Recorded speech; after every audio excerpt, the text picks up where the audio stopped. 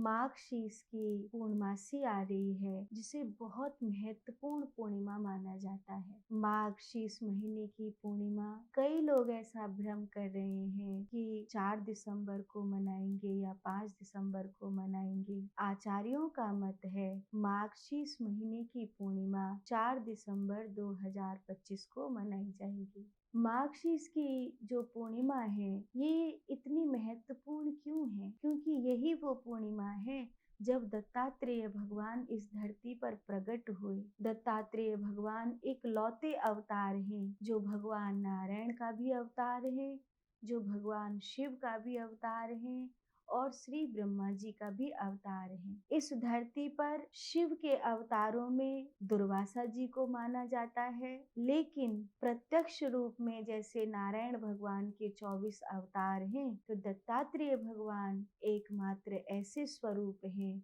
जिसमें नारायण भगवान के साथ साथ शिव और ब्रह्मा भी विद्यमान हैं। दत्त परंपरा में तो दत्तात्रेय भगवान की जन्म जयंती का यह दिन है, उनके प्राकट्य उत्सव का दिन है, जिन्होंने हमको अवधूत गीता दी, जिन्होंने हमको 24 गुरुओं का महत्वपूर्ण ज्ञान दिया, जिन्होंने हमें उस अवधूत अवस्था से, उस ब्रह्म ज्ञान की अवस्था से इस संसार में परिचय कराया, जिससे कोई भी जीव ब्रह्म होकर के जी सकता है।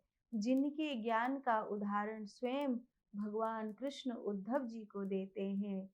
पृथ्वी वायु रमाकाशा आपो अग्नि चंद्रमा रवि कपोतो अजगर सिंधु पतंगो मधुकर गजा मधुआ हरिणो मीन पिंगला कुररो ब्रका कुमारी सर्पकत सर्प ऊर्णनाभि सपेशकृत। जो श्रीमद् भागवत महापुराण का 11वां स्कंद है, उस 11वें स्कंद में जो एक विस्तृत चर्चा है भिक्षु गीता की, अवधूत गीता की, जो उद्धव गीता की, उसका जो उपदेश का आधार है वो दत्तात्रेय भगवान है।